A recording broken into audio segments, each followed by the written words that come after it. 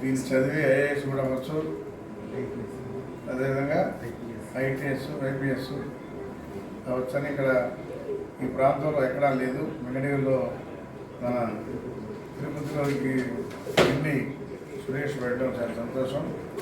అందరూ కూడా పిల్లలంతా వచ్చేది మన వెంకటగిరి నుంచి కూడా ఐఏఎస్ తయారు చెప్పారు.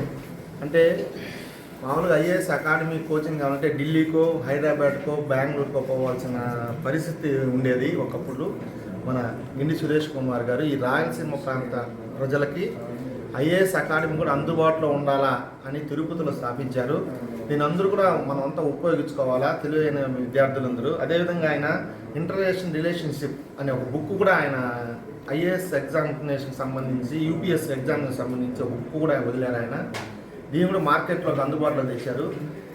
ఈరోజు ఎంతో అవసరం ఇది. ఎందుకంటే భారత్ పాకిస్తాను యుద్ధాలు, ఇతర దేశ యుద్ధాలు, ఈ యుద్ధాలన్నీ జరుగుతున్నాయి కాబట్టి ఈ యుద్ధాల్లో ఒక దేశం కమ్యూనికేషన్ ఏ విధంగా ఉంటాయి, ఏ దేశంలో దిగుమతులు ఎగుమతులు ఎక్కువ చేస్తున్నారు, ఏ దేశాన్ని ఏ విధంగా ఇబ్బంది పెట్టాలా, ఏ దేశంతో ఏ దేశం మిత్రత్వం పెంచుకోవాలా, వ్యాపార అభివృద్ధి పెంచుకోవాలా, చాలా విషయాలు దీంట్లో ఉన్నాయి సారు.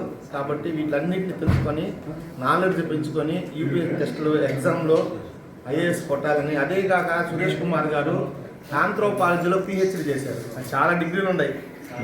చాలా మోస్ట్ ఆయన ఏంటంటే ఆంథ్రోపాలజీ సబ్జెక్టు ఐఏఎస్ రాసేవారు యూపీఎస్ ఎగ్జామ్ రాస్తారు. ఆంథ్రోపాలజీ అనేది చాలా ఇంపార్టెంట్ సబ్జెక్ట్. ఎందుకంటే దాంట్లో మార్కులు ఎక్కువ సాధించుకోవచ్చు.